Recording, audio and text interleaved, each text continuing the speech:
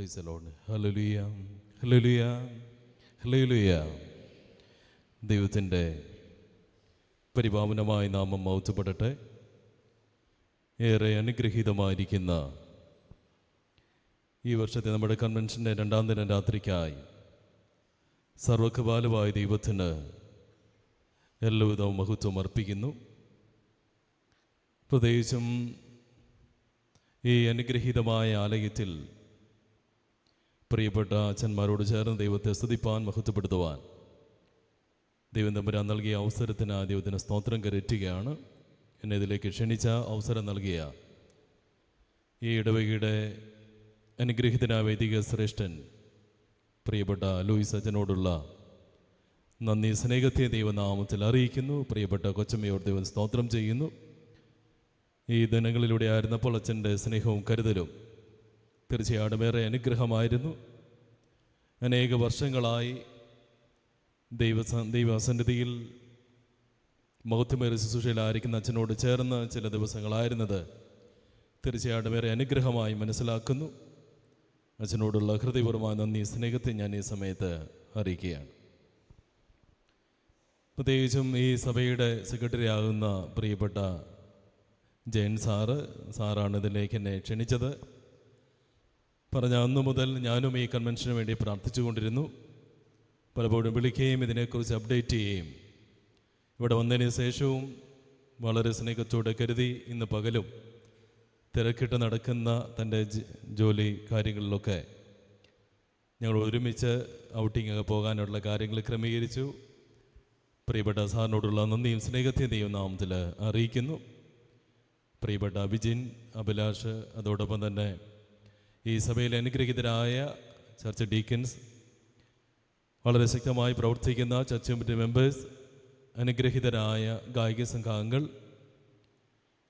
പ്രത്യേകിച്ചും ഇന്ന് അധ്യക്ഷപദി അലങ്കരിച്ച് വ്യത്യസ്തമായ ജീവിതക്രമത്തിന് ക്രിസ്തു നൽകുന്ന രൂപങ്ങളിൽ വെളിച്ചവും ഉപ്പുമാകുവാൻ നമ്മെ ഒരു പ്രാവശ്യം കൂടെ ഓർപ്പിച്ച പ്രിയപ്പെട്ട ഈ സഭയുടെ അനുഗ്രഹീതനായ ഈ സഭയുടെ ഒരു സന്താനം കൂടി ആയിരിക്കുന്ന പ്രിയപ്പെട്ട സുവിശേഷകർ, എല്ലാവരും ദൈവം അനുഗ്രഹിക്കട്ടെ എന്ന് പ്രാർത്ഥിച്ചുകൊണ്ട് ഈ ശബ്ദപരിധിക്കുള്ളിലായിരിക്കുന്ന ഏവർക്കും കർത്താവായ യേശു ക്രിസ്തുവിന്റെ നാമത്തിലുള്ള സ്നേഹവന്ദനത്തെ ദൈവനാമത്തിൽ അറിയിക്കുന്നു. നമ്മളൊരു വിഷയമാണ് ഈ 2 ദിവസങ്ങൾ പഠിക്കുന്നത്. അതുകൊണ്ട് തന്നെ നന്ദിയും സ്വാഗതവും ഒക്കെ പറഞ്ഞപ്പോൾ ഓർപ്പിക്കുകയുണ്ടായ 4 യാമത്തെക്കുറിച്ച് നിങ്ങളത് മനസ്സിലാക്കുന്നുണ്ട് എന്ന് ഞാൻ തിരിച്ചറിയുന്നു. 4 യാമങ്ങളാണ് നമ്മൾ ഒരുമിച്ച് ചിന്തിച്ചു കൊണ്ടിരിക്കുന്നത്. ഇന്നത്തെ രാത്രിയുടെ നമ്മുടെ ചിന്തകൾക്ക് ആധാരമാകുന്ന വെളിപ്പാട് പുസ്തകം 22-ാം അധ്യായം അതിൻ്റെ 12-ാമത്തെ വാക്യം ഒരാൾക്ക് വായിക്കാം.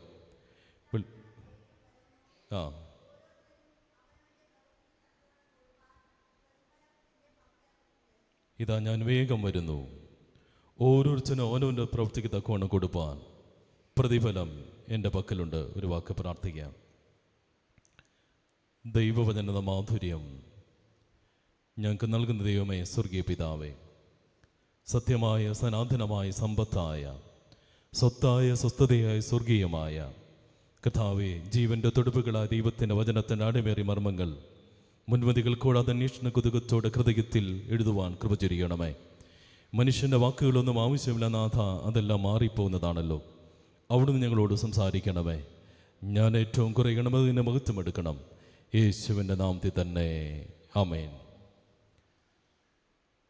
സൗത്ത് കേരള മഹാടവിയിൽ പ്രത്യേകിച്ചും പലപ്പോഴായി ശുശ്രൂഷിക്കേണ്ടി വരുന്നു. ഞാൻ കുമളിയിലാണ് ശുശ്രൂഷ ചെയ്യുന്നത്. ടൂറിസ്റ്റ് പ്ലേസും കൂടിയാണ്. നിങ്ങൾ കുമളി വരികയാണ് എന്നെ വിളിക്കുക. ഇവിടെ സൗത്ത് കേരളയിൽ നിന്ന് പലരും വരുമ്പോൾ അവിടെ വരാറുണ്ട്, എന്നെ വിളിക്കാറുണ്ട്. ഞാൻ വളരെ സ്നേഹത്തോടുകൂടെ ക്ഷണിക്കുന്നു. എൻ്റെ കൂടെ പ്രിയമോൻ ആശിഷമുണ്ട്. ഇന്ന് രാത്രി ഞങ്ങൾ തിരിച്ച് കുമളിയിലേക്ക് പോവുകയാണ്. നിങ്ങളുടെ പ്രാർത്ഥനയിൽ ഓർക്കുക. പ്രത്യേകിച്ച് യൂട്യൂബിലൂടെ സിയോൺ ക്ലാസിക്സ് എന്ന് പറയുന്ന യൂട്യൂബ് ചാനലിലൂടെ എല്ലാ ദിവസവും പ്രത്യേകം ദൈവജന ശുശ്രൂഷകൾ, മോർണിംഗ് പ്രെയർ എന്ന് പറയുന്ന മറ്റൊരു ചാനലും തുടർച്ചയായി എല്ലാ ദിവസവും 5 മണിക്കുമുണ്ട്. തീർച്ചയായിട്ടും നിങ്ങൾക്ക് എൻ്റെ പേജുകൾ ഫോളോ ചെയ്യുന്നതാണ്. എന്നെ ഓർത്ത് പ്രാർത്ഥിക്കുക. മുൻവിധികളൊന്നും കൂടാതെ വളരെ താല്പര്യത്തോടെ ഇന്ന് യേശുവിൻ്റെ 2ാം വരവുമായി ബന്ധപ്പെട്ട അന്ത്യകാല സംഭവങ്ങളെ കോർത്തിണക്കിക്കൊണ്ടുള്ള ചിന്തകളാണ് ഒരുമിച്ച് ചിന്തിക്കാൻ ആഗ്രഹിക്കുന്നത്. അതുകൊണ്ട് തന്നെ ദൈവസേനയിൽ വളരെ ഹൃദയത്തിൽ നല്ല നിലത്ത് വീണ വിത്തുപോലെ ദൈവജനം 100 മേന് ഫലം കായ്ക്കണ പ്രാർത്ഥനയോടെ ഇരിക്കാം. ജന്മാന്തരകുന്ന കർമ്മഫലത്ത് അച്ചരം ലഭിച്ച നിരാശാപാണ്ഡം ഒന്നടിച്ച് പ്രത്യാശ നിർഭരമാകുന്ന പ്രകാശമാർഗത്തിലേക്ക് ഈ പ്രസംഗം നിങ്ങളെ നയിക്കട്ടെ. വേഷഭക്തിയുടെ പുറം ചട്ടികണിഞ്ഞ് ആത്മീക പ്രകടന വേദിയാക്കി മാറ്റിയവർക്ക് ക്രിസ്തുവിലേക്കൊരു നൂതന മാർഗം പ്രസംഗത്തിലൂടെ ലഭിക്കട്ടെ. മഹീതലത്തിലെ മായിച്ചന്തയിൽ നിന്ന് മാറാവിലെ വിളിച്ച മനുഷ്യ മനസ്സുകൾക്ക് മഹത്വത്തിന് പ്രത്യാശ ക്രിസ്തുവിൻ്റെ മണിമന്ദിരമായി തീരുവാൻ പ്രസംഗം ഇടയാക്കട്ടെ എന്ന് പ്രാർത്ഥിക്കുന്നു. വേദനയോടെ, ഭാരത്തോടെ, നൊമ്പരത്തോടെ ഈ ശബ്ദപരിധിക്കുള്ളിൽ ശ്രവണസിമികളായ ദൈവമക്കൾക്ക് എരിഹോമതിൽ കണ്ട ചുവപ്പ് ചരടായി ഈ പ്രസംഗം തീരട്ടെ എന്ന് പ്രാർത്ഥിക്കുന്നു.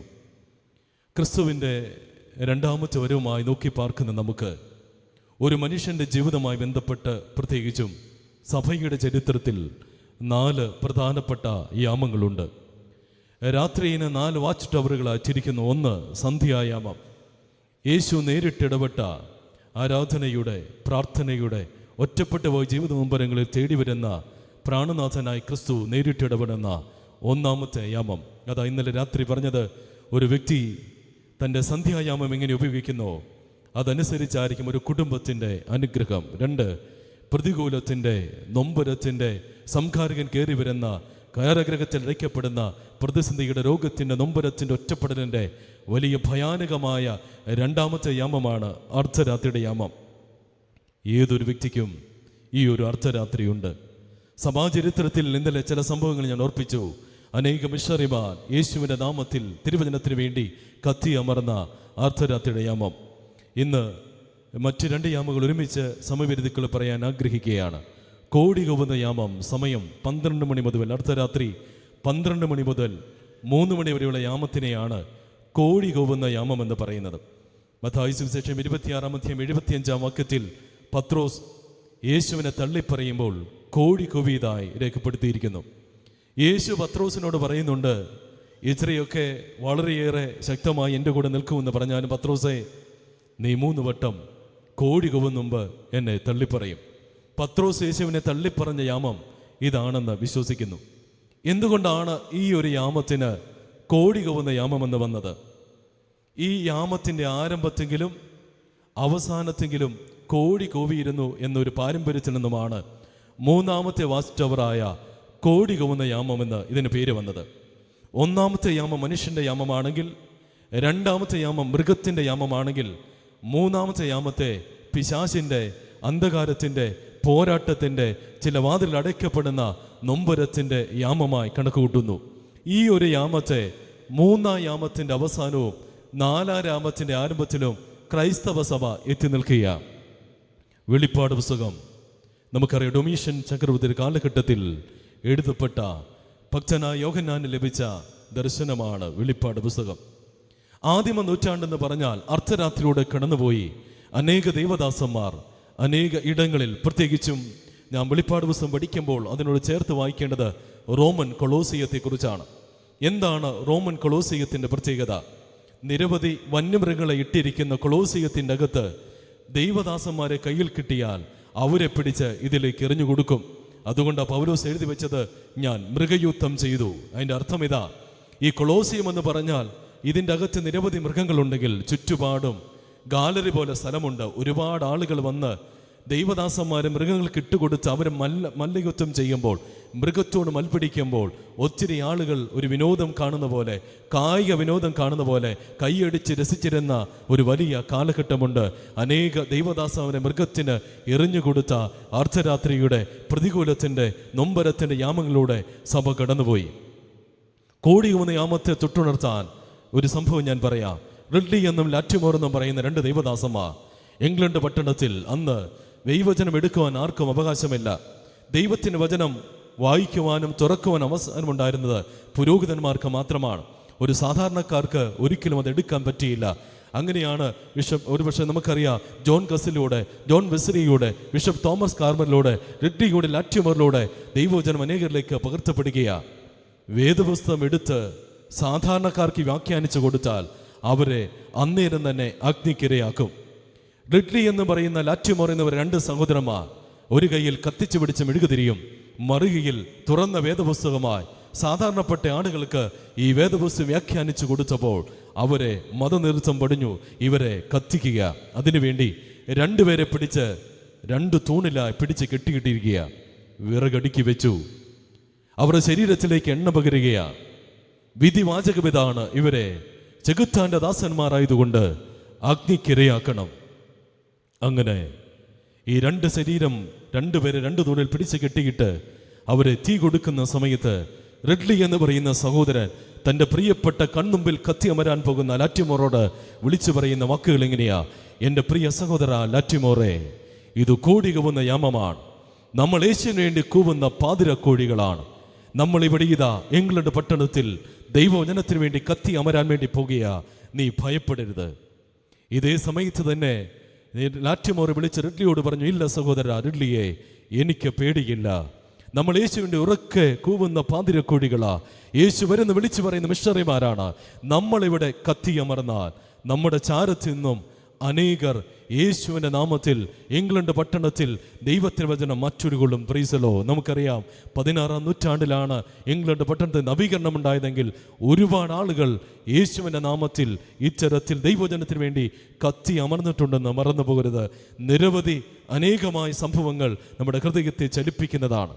അങ്ങനെയാണിൽ കോഴി കൂവുന്ന യാമത്തിൽ പത്രോസ് അരമന മുറ്റത്ത് യേശുവിനെ തള്ളിപ്പറയുന്നു. പത്രോസിനെ തിരുത്തിയത് 3 ഇടങ്ങളാ. 1 തീരം, 2 തിരമാല, 3 തീക്കനൽ. അതിൽ പ്രധാനപ്പെട്ട 3-ാം യാമത്തിലുള്ളത് തീക്കനലാണ്. അരമന മുറ്റത്ത് പീലാത്തോസിന്റെ ഗവധ എന്ന കൽത്തളത്തിൽ കർത്താവ് ഇങ്ങനെ വിസ്തരിക്കപ്പെടുമ്പോൾ, പീലാത്തോസിന്റെ ഗവധ എന്ന കൽത്തളത്തിൽ യേശുവിൻ്റെ ശരീരം ഉടവുചാല് കീറി മുറിക്കപ്പെടുമ്പോൾ, അതിൻ്റെ നടുവിൽ യേശു വളരെ വേദന സഹിക്കുന്ന സമയത്ത് ഭക്തനായ ശിക്ഷനായ ഇവിടെ പത്രോസ് പോയിരുന്ന് തീ കായുകയാണ്. ഒരിടത്ത് യേശു ഇങ്ങനെ വേദന സഹിക്കുമ്പോൾ കുളിര് മാറ്റുന്ന പത്രോസ്, അതാ തീക്കനൽ.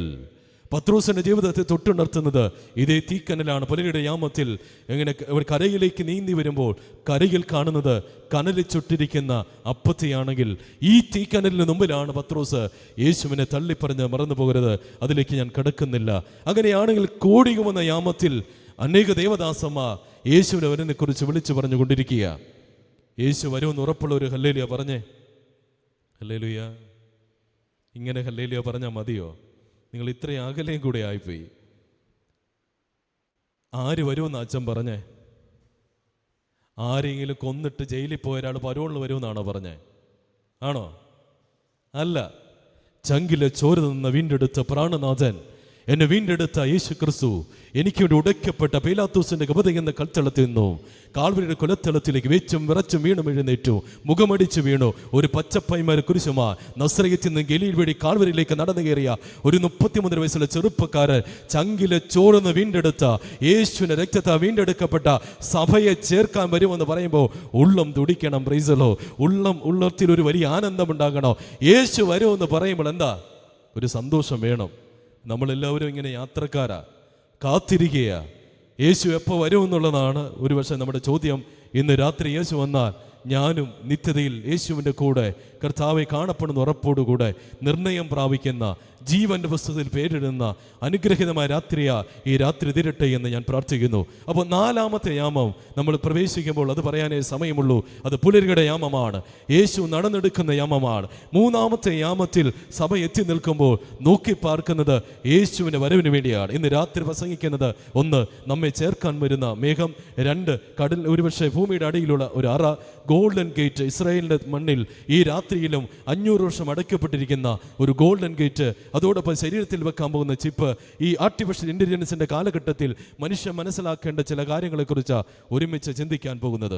ഒരു വാക്ക് വെളിപ്പാട് പുസ്തകം AD 90-95 കാലഘട്ടത്തിൽ എഴുതപ്പെട്ട അനുഗ്രഹീതമായ പ്രവചന പുസ്തകമാണ്.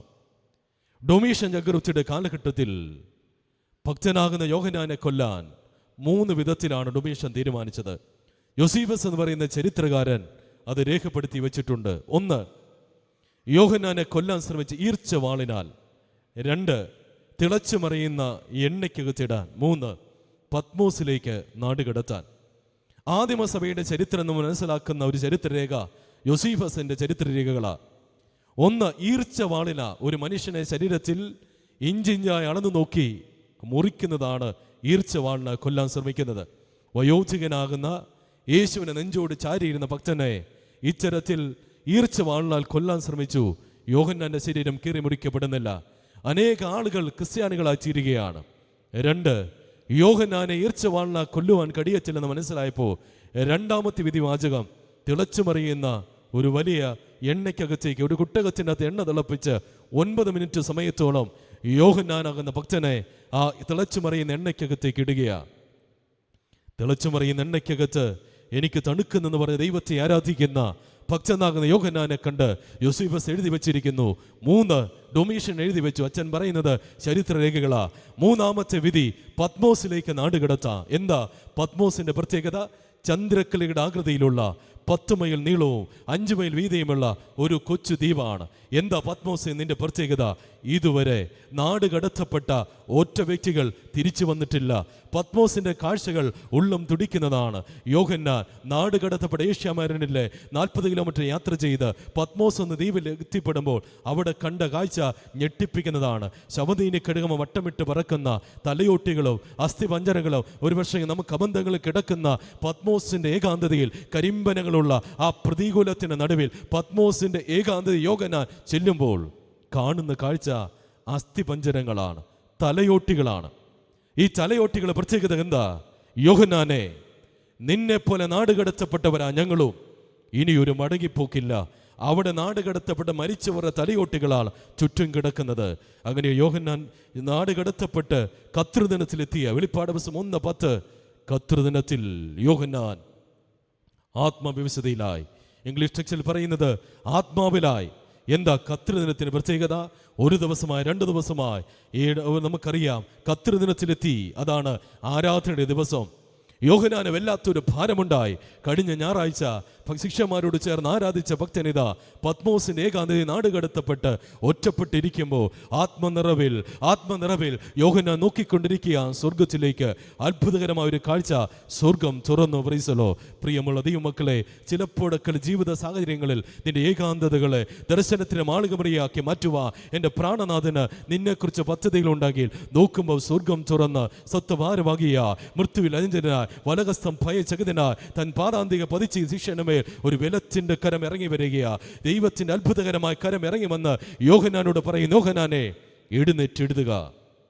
3 പ്രധാനപ്പെട്ട കാര്യങ്ങളിലൂടെ വെളിപ്പാട് പുസ്തകം തിരിക്കുന്നു. 1 നീ കണ്ടത്, 2 ഇപ്പോൾ ഉള്ളത്, 3 ഇനി വരുവാനുള്ളത്. ഇന്ന് രാത്രി വിഷയഭവിക്കുന്നത് ഇനി വരുവാനുള്ള വിഷയത്തെക്കുറിച്ച്.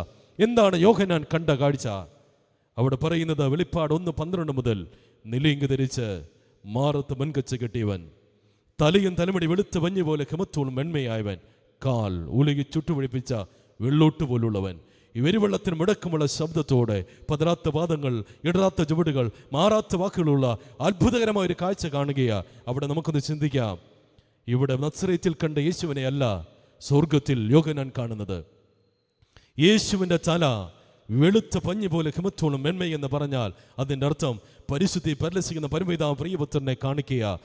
യേശുവിൻ്റെ പരിശുദ്ധിയെ കാണിക്കുന്നതാണ് ഈ വെളുത്ത പഞ്ഞി പോലുള്ള ഹിമത്തോളം വെണ്മയായ യേശുവിൻ്റെ തലമുടി. അവൻ്റെ കണ്ണ് തീപ്പന്നം പോലുള്ള കണ്ണുകളായിരിക്കുന്നു. നമുക്കറിയാം നസ്രയത്തിൽ കണ്ട, ഗലീലയിൽ കണ്ട യേശുവിൻ്റെ കണ്ണുകൾ സാധാരണ നമുക്കറിയാം ലാസറിൻ്റെ കല്ലറയ്ക്കൽ വന്ന് കണ്ണീരൊടുക്കുന്ന കണ്ണുകളല്ല വെളിപ്പാടിലെ ക്രിസ്തുവിൻ്റെ കണ്ണുകൾ. അവൻ്റെ കണ്ണുകൾ തീപ്പന്നം പോലുള്ള അഗ്നിജാല പോലുള്ള കണ്ണുകളായി മാറിയിരിക്കുന്നു. അർത്ഥമിതാ, യേശുവിൻ്റെ ജ്ഞാനത്തെ കുറിക്കുക. നിന്റെ ഹൃദയത്തിന് നിരൂപണങ്ങളെ ഈ രാത്രി ഇവിടെ ഇരുന്ന് ആരാധിക്കുന്ന സമയത്തോ ഹൃദയ വിചാരങ്ങളെ അറിയുന്ന ഒരു പ്രാണപ്രിയൻ്റെ അരികിലാണ് ഈ ആലയത്തിൻ്റെ തണലിൽ നാം വന്നിരിക്കുന്ന. മറന്നു പോകരുത്. യേശുവിൻ്റെ കാൽ ഉളുകി ചുട്ടുപൊഴിപ്പിച്ച വെള്ളോട്ട് പോലെ ഇരിക്കുന്നു. നമുക്കറിയാം നസ്രയത്തിൽ നിന്നും ഗലീല വഴി കാൽവരിയിലേക്ക് നടന്നു കയറിയ യേശുവിൻ്റെ കാലുകൾ, പത്മോസിലെ ക്രിസ്തുവിൻ്റെ കാലുകൾ ഉളുകി ചുട്ടു വെള്ളോട്ട് പോലെ ആയിരിക്കുന്നു.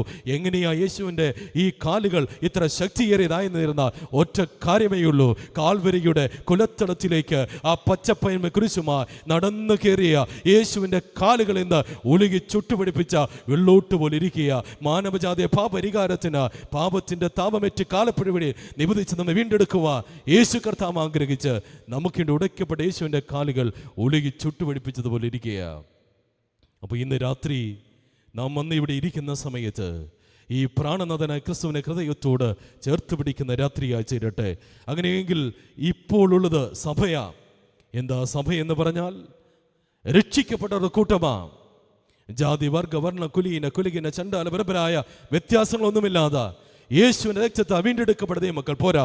നസ്രയത്തിലെ തച്ചന്റെ ചങ്കിലെ ചോര കൊണ്ട് പടുത്തുയർത്തിയ സ്നേഹത്തിന്റെ സാമ്രാജ്യമാ സഭ എന്ന് പറഞ്ഞാൽ. അപ്പോൾ സഭയാണ് ഇന്നുള്ളത്, ഇനി വരുവാനുള്ളതാണ് ഇന്ന് രാത്രിയിലെ നമ്മുടെ പ്രധാന ചിന്ത. പുലിയുടെ യാമത്തിൽ നമ്മെ ചേർക്കാൻ വരുന്ന ഒരു മേഘം. വായിക്കാം സങ്കീർത്തനം 104:3. 104 സങ്കീർത്തനം 3 തിരുവചനം. പെട്ടെന്ന് വായിച്ചാട്ടെ.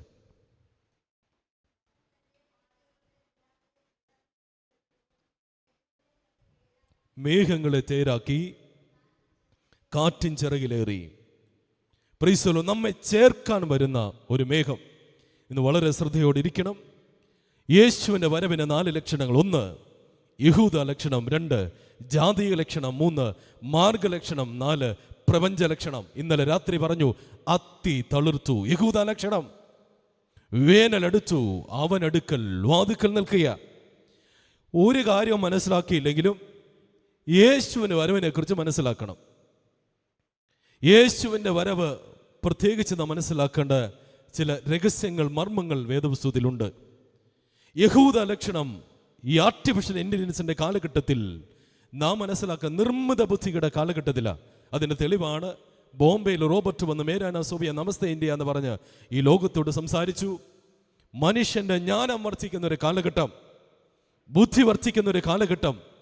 അതിൻ്റെ തെളിവാണ് ആടിയുടെ ആടുകളെ ആരായുന്ന, ആകാശത്തിന് അറുതികൾ വിഹരിക്കുന്ന, ശാസ്ത്രപാഠ അത്ഭുത നേട്ടങ്ങൾ കൈവരിക്കുന്ന അത്ഭുതകരമായ ഒരു കാലഘട്ടത്തിൽ നാം എത്തി നിൽക്കുക. വിരത്തുമ്പിൽ നമുക്ക് എന്നെല്ലാം ലഭിക്കുന്ന ഒരു പ്രത്യേകമായ സാമൂഹിക പരിസരങ്ങളിലൂടെ കടന്നു പോകുക. അപ്പോൾ യേശുവിൻ്റെ വരവ് 1 റാപ്ചർ, രഹസ്യവരവ്, മേഘപ്രത്യക്ഷത. അതാണ് ഒന്നാമത്തെ യേശുവിൻ്റെ വരവ്. 4 യാമങ്ങളിൽ 4ാമത്തെ യാമത്തിൽ സംഭവിക്കാൻ പോകുന്ന കാര്യം, നമ്മെ ചേർക്കാൻ ഒരു മേഘം വരുന്നു. Price the Lord. വിശ്വാസമുണ്ടോ നമുക്ക്? നമ്മൾ സാധാരണ പാടുന്ന പാട്ട് എണ്ണയുണ്ടോ നിൻ വിളക്കിൽ നീ ഒരുങ്ങിയിട്ടുണ്ടോ? ഞാൻ പഞ്ചാംഗം അനുസരിച്ച് ഞങ്ങളുടെ നാളെ കർത്താവിൻ്റെ വരവിന് ആ പ്രാർത്ഥന ഒരുങ്ങുക എന്നുള്ളതാണ്. 10 കന്യകമാര് ബന്ധപ്പെട്ടാണ്. എണ്ണയുണ്ടോ നിൻ വിളക്കിൽ. സ്റ്റോക്ക് തീരുകയാണ്. 32 വർഷങ്ങൾ, ഒരു വർഷങ്ങളിൽ പിന്നിട്ട കനൽവെടികളിൽ ദൈവം ഒരു സഭയായി ഉയർത്തി, മനോഹരമായ ആലയം നൽകി, അത്ഭുതകരമായി നടത്തിക്കൊണ്ടിരിക്കുക. അപ്പോൾ നമ്മൾ ഓർക്കണം, ദൈവമേ, പിന്നിട്ട വെടികളിൽ ആ ഒരു ആവേശം ഇപ്പോഴും നമുക്കുണ്ടോ? പണ്ടൊക്കെ നമ്മൾ പറയും എന്തൊക്കെ ആരാധനയായിരുന്നു, എന്തൊരു പ്രാർത്ഥനയായിരുന്നു. ഇന്ന് അതേ രീതിയിൽ നമുക്ക് ദൈവത്തോട് അടുത്ത് നിൽക്കാൻ പറ്റുന്നുണ്ട്. സ്റ്റോക്ക് തീരുകയാണ്. 10 കന്യകമാർ, 5 പേർ അല്ലെ, അവർ സ്റ്റോക്ക് തീർന്നു പോയി.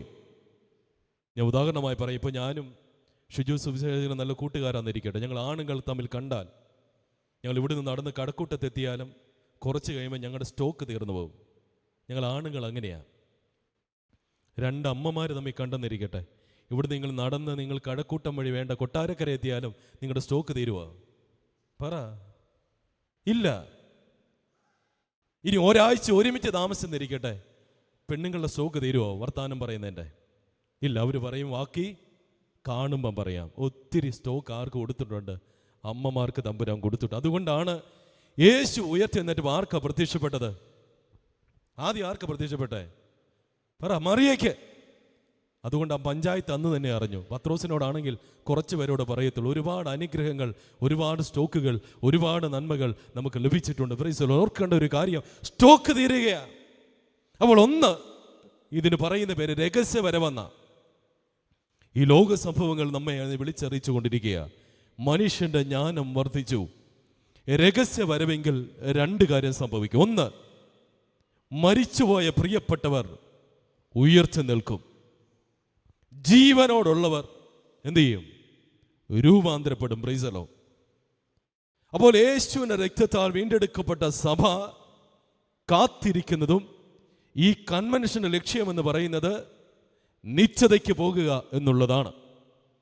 അതിനൊറ്റ കാരണം, രക്ഷിക്കപ്പെടുക, യേശുവിന്റെ രക്തത്താൽ കഴുകൽ പ്രാപിക്കുക, ഹൃദയപൂർവ്വം ദൈവസന്നിധിയിൽ കരഞ്ഞ് പാപത്തെ ഏറ്റുപറയുക, മറ്റാർക്കും അറിയത്തില്ല. രണ്ടിടത്ത് നമ്മുടെ പേരെഴുതപ്പെടാം. ഒന്ന് ജീവന്റെ പുസ്തകം, അല്ലെങ്കിൽ യിരെമ്യാ പ്രവചനം 17:13 പറയുന്നു, മണ്ണിൽ എഴുതി വെക്കും. രക്ഷിക്കപ്പെട്ടവന്റെ പേര് ജീവന്റെ പുസ്തകത്തിൽ എഴുതും. ഓർക്കുക, ലൂക്കോസ് 10:20, ഭൂതങ്ങൾ കീഴടങ്ങുന്നതിലല്ല, നിങ്ങളുടെ പേര് ജീവന്റെ പുസ്തകത്തിൽ എഴുതിയിരിക്കുക അത്രേ നിങ്ങൾ സന്തോഷിക്കേണ്ടത്. സ്തോത്രം. പെരുന്നാളും കൺവെൻഷനും ഒക്കെ സന്തോഷമാണെങ്കിൽ ഇന്ന് പറയുന്നത് ജീവന്റെ പുസ്തകത്തിൽ എൻ്റെ പേരുണ്ടോ എന്നുള്ളതാ. യിരെമ്യാ പ്രവചനം പറയുന്നത്, എന്നെ വിട്ടു മാറുന്നവരുടെ പേരുകൾ മണ്ണിൽ എഴുതി വെക്കും. ഒന്നെങ്കിൽ പേര് ജീവന്റെ പുസ്തകത്തിൽ, അല്ലെങ്കിൽ പേര് മണ്ണിലാണ്. നരകത്തിൻ്റെ പ്രത്യേകം 2 ദിവസമല്ലേ കൺവെൻഷൻ, ഇതെല്ലാം പറയാൻ സമയമില്ല. ഞാൻ ഈ വിഷയത്തിലേക്ക് കടക്കുക. എന്നാൽ ഓർക്കുക, നരകത്തെക്കുറിച്ചൊക്കെ വ്യക്തമായി യിരെമ്യാ പ്രവചനം എഴുതി വെച്ചിട്ടുണ്ട്. അവിടെ ചെല്ലുമ്പോൾ ഒരു വ്യക്തി മരിച്ചാൽ 2 ഇളകും. ഒന്ന് പാതാളമിളകുമെന്ന് യിരെമ്യാ പറയുക, മറ്റൊടുത്ത് സ്വർഗത്തിൽ ദൂതന്മാർ റെഡിയാകും. മരണശേഷം എന്ത് ചെയ്തിട്ടും കാര്യമില്ല. സാധാരണ നിലയിൽ നമ്മൾ മരണസമയത്ത് അച്ഛന്മാർ വന്ന് പ്രത്യേകിച്ച് അടക്കുമ്പോൾ പറയുന്ന വാക്ക് മണ്ണിന് മണ്ണായി, ചാരത്തിന് ചാരമായി, പൂഴിക്ക് പൂഴിയായി. ഇതിനൊരർത്ഥമുണ്ട്. അതിനുശേഷം നിത്യാവിശ്വാസങ്ങൾ ഒരുമിച്ച് പ്രഖ്യാപിക്കും. അതാ ഇന്ന് രാത്രി ചിന്തിക്കാൻ പോകുന്നത്. രഹസ്യ വരവെങ്കിൽ നമ്മളെ വിട്ട് കടന്നുപോയ പ്രിയപ്പെട്ടവർ, അവർ ക്രിസ്തുവിന് മരിച്ചെങ്കിൽ അവർ ഉയർത്തി നിൽക്കും. പ്രൈസല്ലോ. അവർ സങ്കടപ്പെടേണ്ട കാര്യമല്ല. മരണസമയത്ത് നമ്മുടെ കൂടെ ആർക്കും വരാൻ പറ്റത്തില്ല. കുഴിക്കപ്പുറേ ഒറ്റയ്ക്ക് പോകണം. പ്രൈസല്ലോ. ഇനി ഞാൻ ചോദിക്കട്ടെ, നമ്മളിങ്ങനെ ബലം പിടിച്ച് നടക്കുക, ചിരിക്കാൻ പോലും സമയമില്ല. ചിലപ്പോഴൊക്കെ പള്ളി വന്നിരിക്കുമ്പോൾ ചിലരുടെ അടുത്ത് ഇരുന്നല്ലോ എന്ന് നമ്മൾ ഓർത്തു പോകും.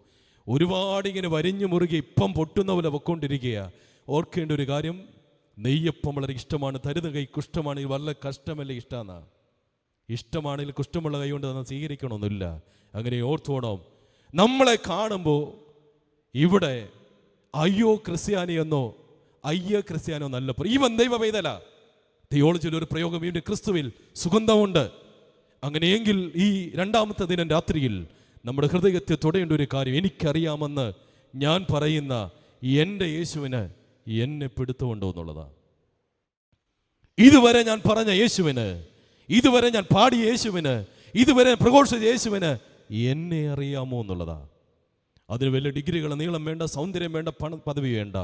ഉടഞ്ഞ മനസ്സോടെ, ഉടയ്ക്കപ്പെട്ട മനസ്സോടെ, നിറയുന്ന മിഴികളോടെ, ഹൃദയമാകുന്ന യാഗപീഠത്തെ തകർന്നിരിക്കുന്ന ഒരു ഭക്തൻ ഈ ആലയത്തിൽ ശബ്ദപരിധിക്കുള്ളിലുണ്ടെങ്കിൽ നിന്നെ സ്നേഹിക്കുന്നൊരു തമ്പുരാൻ, ഓർക്കുക, വളരെ ചെറിയൊരു ജീവിതമാണ് നമുക്ക് ലഭിച്ചിരിക്കുന്നത്. ഏറിയാൽ എത്ര വയസ്സ് വരെയാ പറഞ്ഞേ? ഏറിയാൽ, ഓർപ്പിക്കല്ലേ അച്ഛാന്ന് പറഞ്ഞായിരിക്കുന്നത്, 80 വർഷം വരെ ജീവിച്ചാൽ എത്ര ദിവസം കിട്ടും? കൂട്ടിയിട്ടുണ്ടോ? ഇത് 32ാമത് സമാധാനവും കൺവെൻഷനും ഒക്കെയാണല്ലോ. 80 വർഷം വരെ ഒരാൾ ജീവിച്ചാൽ എത്ര ദിവസം കിട്ടും? 29,200 ദിവസം കിട്ടും. സന്തോഷമായല്ലോ. 40 കഴിഞ്ഞവരിവിടെ ഇരിപ്പില്ലേ? 13,000 ആയോ? ആ പോട്ടെ, വേറെ ആരെയും കിട്ടിയില്ലേ സെക്രട്ടറി പ്രസംഗിക്കാൻ? ആകപ്പാട് വീട്ടിലെ എല്ലാം വേദനയെല്ലാം മറന്നിരിക്കുന്ന പള്ളിക്കകത്താ. ഇവിടെ മരണത്തെക്കുറിച്ച് ഓർപ്പിച്ച് സങ്കടപ്പെടുത്തുക. 50, 60.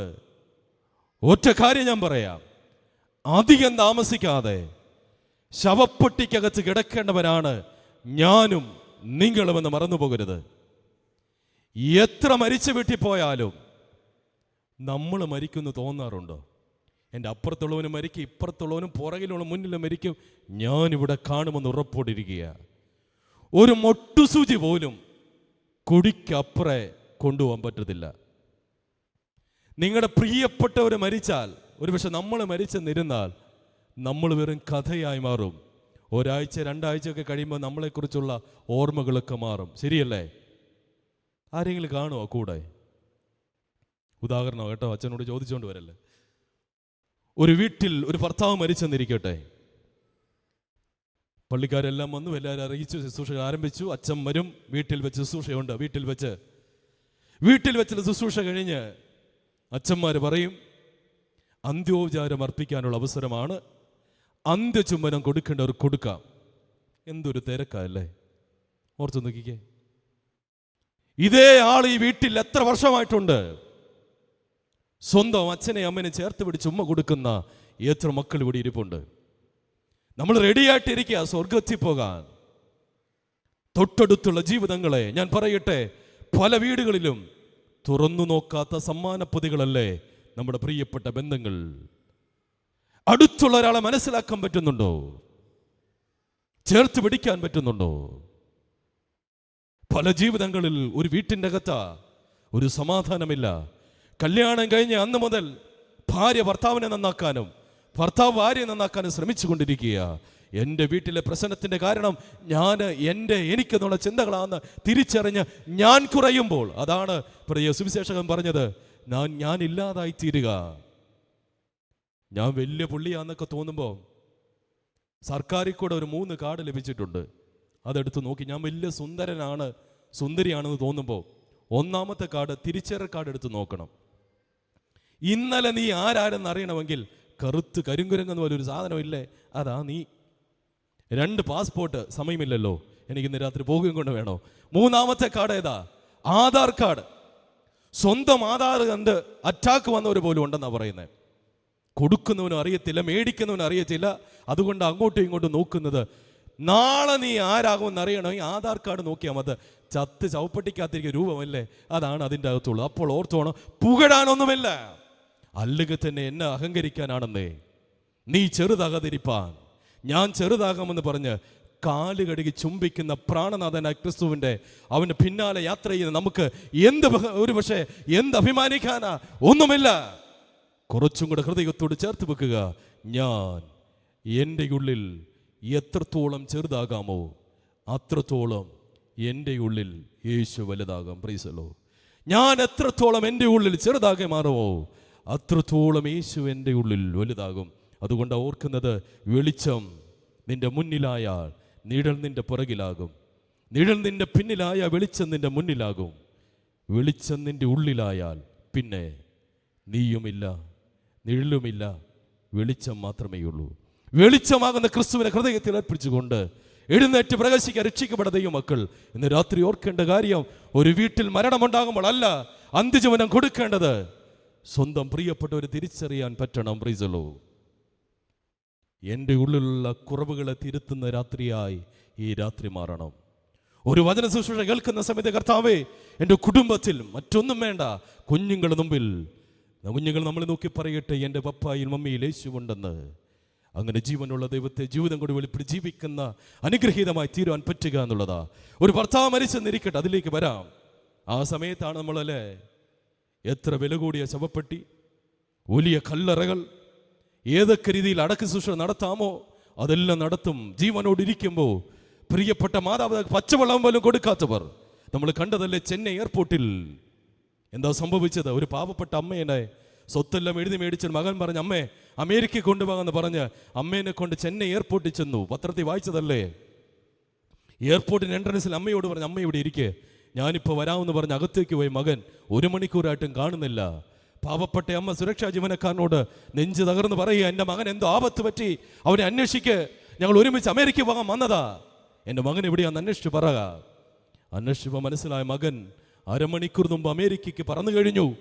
സ്വന്തം പറ്റി അമ്മേനെ സ്വത്തെഴുതി മേടിച്ച് ചെന്നൈ എയർപോർട്ടിന്റെ പടിക്കൽ കൊണ്ട് ഉപേക്ഷിച്ചിട്ട് അവിടെ മറന്നുപോയി. അവിടുന്ന് പ്രത്യേകിച്ച് മറന്നകുന്ന ഒരു മകൻ മൈസൂരിലേക്ക് പോകുന്ന ഒരു വിനോദയാത്രാ സംഘം പ്രായമായ അപ്പനോട് പറഞ്ഞു, അപ്പാ നമുക്ക് മൈസൂർ കാണാൻ പോകാം. അങ്ങനെ വയ്യാത്ത അപ്പനെ കയ്യെ പിടിച്ച് വണ്ടിക്കകത്ത് കയറ്റി സത്യമംഗലം വനത്തിലെത്തിയപ്പോൾ മക്കളെല്ലാം കൂടെ പറഞ്ഞു, അപ്പ ഇച്ചിരി വിശ്രമിക്കാം. വയ്യാത്ത അപ്പനെ കയ്യെ പിടിച്ചിറക്കി സത്യമംഗലത്തിന് വനത്തിൽ ആനക്കാട്ടിൽ ഇറക്കി വിട്ടിട്ട് മക്കളെല്ലാം ഓടി വണ്ടിക്കകത്ത് കയറി അവർ പാഞ്ഞുപോയി. പുറം ലോകം അറിയുന്നത് ആ അപ്പൻ ഒരു രാത്രി മുഴുവനും ഇതേ വനത്തിലൂടെ യാത്ര ചെയ്ത് ഒരു വീട്ടിന്റെ പടിക്കൽ ഒരു ഗ്ലാസ് വെള്ളത്തിന് വേണ്ടി കൈനീട്ടി നിന്നപ്പോൾ അറിയുന്നത് സ്വന്തം മക്കൾ അപ്പനെ ഇറക്കി വിടുന്ന അനുഭവം. എവിടെയാ സ്നേഹം? രക്ഷിക്കപ്പെടുക എന്ന് പറഞ്ഞാൽ അടുത്തുള്ള നമ്മുടെ പ്രിയപ്പെട്ടവരെ മനസ്സിലാക്കുക. സഹോദരനോട് മിണ്ടാതെ, അവനോട് സംസാരിക്കാതെ നമ്മൾ സ്വർഗത്തിൽ പോകാൻ വിചാരിച്ച ഓർക്കുക, സ്വർഗത്തിന്റെ പഠിക്ക പോലും പറ്റത്തില്ല. ഇവിടെയാ ഈ ദൈവരാജ്യത്തിൽ എൻ്റെ പ്രിയപ്പെട്ടവർക്ക് എനിക്ക് കൊടുക്കാൻ പറ്റുന്നത് അവരോട് ക്ഷമിക്കണം. ആരോട് പിണങ്ങി നടക്കരുത്, ഒരു വൈരാഗ്യത്തോട് നടക്കരുത്, ആരോടും ഒരുപക്ഷെ വിഭാഗിതൽ ഉണ്ടാക്കരുത്. രക്ഷിക്കപ്പെട്ട ദൈവമക്കൾ വ്യത്യസ്തമായ ദൈവവചന ട്രാക്കിലൂടെ, പരിശുദ്ധാത്മ നിയന്ത്രണത്തിലൂടെ ഒറ്റപ്പെടും തോറും ഫിനിഷിംഗ് വഴിയിൽ അടുത്തുകൊണ്ടിരിക്കുക. ഇന്ന് രാത്രി ഓർക്ക് രഹസ്യ വരവെങ്കിൽ നടക്കുന്ന മരണം സംഭവിച്ചാൽ, അച്ഛന്മാർ പറഞ്ഞു അന്ത്യചമനമൊക്കെ കൊടുത്തിട്ട് ഞങ്ങളുടെ അവിടെ പള്ളിയിലേക്കാണ് കൊണ്ടുപോകുന്നത്. ആ സമയത്ത് പെട്ടിയെടുക്കുന്ന സമയത്ത് ഭർത്താവ് മരിച്ചെന്നിരിക്കട്ടെ, ഗായിക സംഘം പാട്ട് പാടാൻ തുടങ്ങുമ്പോൾ ഒരു കരച്ചിൽ കേൾക്കാം. എല്ലാ വീട്ടിലുമല്ല, ചില വീട്ടിൽ ഭാര്യയുടെ കരച്ചില. കൊണ്ടുപോകരുതേ, എനിക്കിനി ആരുമില്ലേ, എനിക്കിങ്ങ് തന്നേരെ. ഒന്ന് ലോയിസ് അച്ഛൻ ഓർത്തു, ഈ ആൻറ്റി ഇത്ര കരയുമല്ലേ, കൊണ്ടുപോകുന്നില്ല, ഡെഡ് ബോഡി ഇവിടെ ഇരിക്കട്ടെന്ന് പറഞ്ഞാൽ പറ്റുമോ? എന്താ നിങ്ങൾ ചിരിച്ചേ? മരിച്ചു കഴിഞ്ഞാൽ പിന്നെ അച്ഛന്മാരുടെ വകയാണെന്നാണ് പറയുന്നത്. പണ്ടൊരു പട്ടി പള്ളിമുറ്റത്ത് ചത്ത് കിടന്നു, ആരും എടുത്ത് മാറ്റുന്നില്ല. ഒരാൾ വന്ന് പറഞ്ഞ് മരിച്ചു കഴിഞ്ഞാൽ പിന്നെ ആരുടെ വകയാ? അച്ഛന്മാരുടെയാ. ഇതെല്ലാം കഴിഞ്ഞ് ആലയത്തിൽ വന്ന ശവപ്പെട്ടിക്കകത്ത് വെച്ച് അടക്കാൻ തുടങ്ങുന്ന സമയത്ത് ഇവിടെ നമ്മൾ ശ്രദ്ധിക്കണം.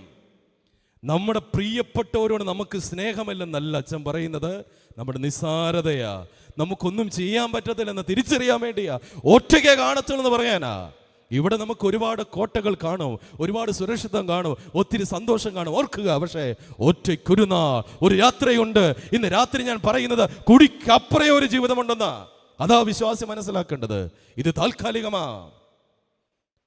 അച്ഛന്മാർ പറയും, ഗായക സംഘം പാടുന്ന സമയത്ത് കെട്ടുകളെല്ലാം അടിച്ച് പെട്ടി അടച്ച് പാട്ടിൻ്റെ സമയത്ത് അത് കുടിയിലേക്ക് ഇറക്കി വെക്കും. എല്ലാവരും നോക്കി നിൽക്കുന്നു. പടർന്നൊരു പാറയെ നിന്നെ ഞാൻ മറയട്ടെ എന്ന് ഗായക സംഘം പാടിത്തുടങ്ങി. പെട്ടി അടച്ച് അന്തിചുമനുമെല്ലാം നൽകി ഇറക്കി വെക്കുമ്പോൾ പഴയ കരച്ചിൽ കേൾക്കാം. എനിക്കിനി ജീവിക്കണ്ടേ. ഭാര്യ കരയുക, എന്നെ കൂടെ പിടിച്ച് അതിൻ്റെ അകത്തിട്ട് മൂടിയേരെ. ഓണ സെക്രട്ടറി ജയൻ സാറൊക്കെ പറഞ്ഞു, എന്നാ ഈ ആൻറ്റീനെ കൂടെ പിടിച്ച് ഇനി ഒരു ചെലവും കൂടെ വേണ്ട, ഇത്രയും പേര് വന്നിട്ടുണ്ട്, ഇതിൻ്റെ അകത്ത് പിടിച്ചിട്ട് മൂടിയേക്കാന്ന് പറ്റിയാൽ പറ്റുമോ? ഇല്ല, ഒറ്റയ്ക്കേ കാണത്തുള്ളൂ. ഇന്ന് രാത്രി ഞാൻ പറയാ, അടക്കുന്ന സമയത്ത് ശുശ്രൂഷകർ പറയും, മണ്ണിന് മണ്ണാ, ചാരത്തിന് ചാരമാ, പൂടിക്ക് പൂടിയായി അവിടെ ഒരുമിച്ച് വിതയ്ക്കുകയാണ്. പ്രൈസല്ലോ, ഗായിക സംഘത്തോട് അച്ഛന്മാർ ഒരുമിച്ച് എന്ന് വിശ്വാസ വചനത്തിന്റെ അടിസ്ഥാനത്തിൽ വിതയ്ക്കുകയാ. ഒരു ക്രിസ്തു വിശ്വാസിക്കറിയാം, പ്രിയപ്പെട്ടവരെ, നിങ്ങളുടെ പ്രിയപ്പെട്ടവർ മരിച്ചു പോയിട്ടുണ്ടെങ്കിൽ സങ്കടപ്പെടണ്ട, നിങ്ങളുടെ വാടി മുഖത്തോട് ഇരിക്കേണ്ട. പൗലോസിനോട് ചോദിച്ചാൽ വിളിച്ചു പറയോ, കാഹളം ധ്വനിക്കും, മരിച്ചവർ അക്ഷര ഉയർത്തി നിൽക്കൂ. പൗലോസിന്റെ ഭാഷയിൽ പറഞ്ഞാൽ കാഹളം ധ്വനിച്ചു കഴിഞ്ഞാൽ അവിടെ കല്ലറുകൾ തുറക്കപ്പെടും. അതിനൊരു തെളിവാണ് നസ്രയത്തിൽ ഒരു വർഷമെങ്കിൽ ഇസ്രായേലിന്റെ മണ്ണിൽ ഈ രാത്രിയിലോ ഒരു കല്ലറ തുറന്നു കിടപ്പുണ്ട്. ഏതൊരു കല്ലറയോ ഒരിക്കലൊരു നാൾ തുറക്കപ്പെടുമെന്ന് ഉള്ളം തുടിച്ച് കണ്ണു നിറഞ്ഞ് വിശ്വാസി മനസ്സിലാക്കണം. അതിൻ്റെ അർത്ഥം അതാ, കാഹളം ധ്വനിച്ച ക്രിസ്തു മരിച്ച വിശുദ്ധന്മാരുടെ കല്ലറകൾ തുറക്കപ്പെടും. അവർ പറന്നുയരുമ്പോൾ വെളിപ്പാട് പുസ്തകം വിളിച്ചു പറയുന്നു, കയ്യിൽ കുരുച്ചോലയുമാ. ഹല്ലേലൂയ. പൗലോസ് കൊരിന്ത്യ ലേഖനത്തിൽ വളരെ ശക്തമായി പറയുന്നു, മരിച്ച വിശുദ്ധന്മാർ ഒരുമിച്ച് ചോദിക്കുന്ന ഒരു ചോദ്യം എഴുതി വെച്ചിട്ടുണ്ട്. മരണമേ നിന്റെ ജയം എവിടെയാ? മരണമേ നിന്റെ വിഷമുള്ള എവിടെയാ? പ്രൈസലോ. മരിച്ച വിശുദ്ധന്മാർ ഒരുമിച്ച് പറയുന്നു, ഉയർത്തെഴുന്നേറ്റ് പറയുന്നു, ഞങ്ങളുടെ കർത്താവായ യേശു ക്രിസ്തു മുഖാന്തരം ജയം നൽകിയ ദൈവത്തിന് സ്തോത്രം. അതാ വിശ്വാസി, അതാ പ്രത്യാശ. പ്രൈസലോ. ഓർത്തോണം, വിതയ്ക്കുകയാ. രക്ഷിക്കപ്പെട്ടവനാണെങ്കിൽ നിന്റെ ജീവിതത്തിൽ കുടിക്കപ്പുറേ ഒരു ജീവിതമുണ്ട്. മരണം ഒരു പരാജയമല്ലെന്ന് ആ ഭക്തന് പറയാൻ പറ്റും. കാഹളം ധ്വനിച്ചാൽ പ്രൈസലോ സഭ എടുക്കപ്പെടും. പിന്നെ നമ്മളിവിടെ കാണത്തില്ല. 7 വർഷം സഭ മധ്യാകാശത്തിൽ. അപ്പോൾ ഇവിടെ ഒരു സംഭവം സംഭവിക്കും. വായിക്കാം. വെളിപ്പാട് പുസ്തകം 13-ാം അധ്യായം 1 മുതൽ വാക്യങ്ങൾ വളരെ പെട്ടെന്ന് വായിച്ച് സഹായിച്ച. വെളിപ്പാട് പുസ്തകം 13-ാം അധ്യായം 1 മുതലുള്ള വാക്യങ്ങൾ.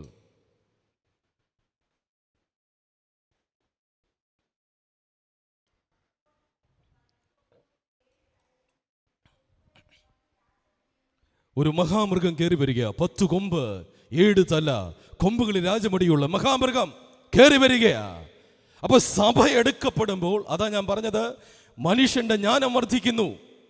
ഇന്ന് നമുക്കറിയാം റോബോട്ടുകൾ വന്നിരിക്കുന്ന ഒരു കാലഘട്ടത്തിൽ.